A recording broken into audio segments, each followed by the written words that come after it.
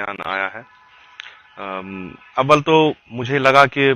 جو جیسے اس نے وہ بیان دیا ہے اسے واضح ہے کہ اس بندے نے خود نہ کوئی تعلیم حاصل کی ہے اسلام کی،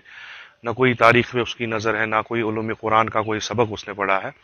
تو جو جیسے اس نے کہا کہ یہ 26 یا کوئی 27 آیات ہیں جو جہاد پہ ہیں اور یہ ٹیررزم کی طرف دعوت دیتی ہے، اور پتہ نہیں پیغمبر صلی اللہ علیہ وسلم کے بعد اس میں انکلوڈ ہوئی ہے، تو یہ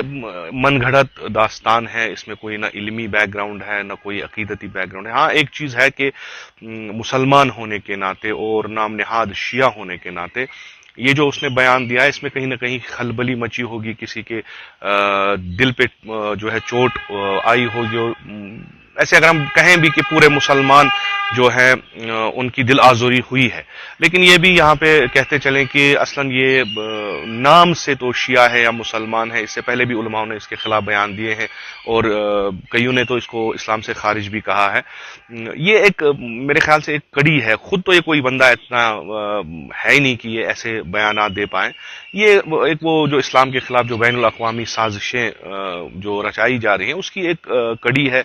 جو اتحاد کی ایک فضا ہے مسلمانوں میں، اس کو تار تار کرنے کے لیے، آپس میں لڑانے کے لیے، اور جو ایشوز ابھی ہیں دنیا میں ان سے جو ہے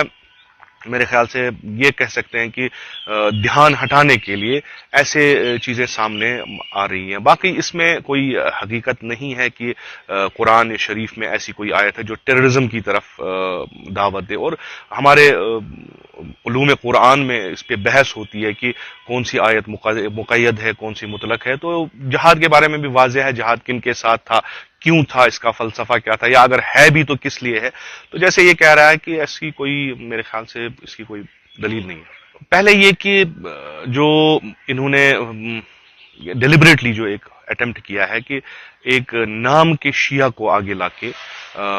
اس سے یہ بیان دلوایا کہ یعنی جسے ہم اگر ٹیکنیکلی کہیں تو یہ ایسے ریپرزینٹ کر رہا ہے کہ شیعہ جو ہے وہ تحریف قرآن کے قائل ہیں، جو ہمارے اصول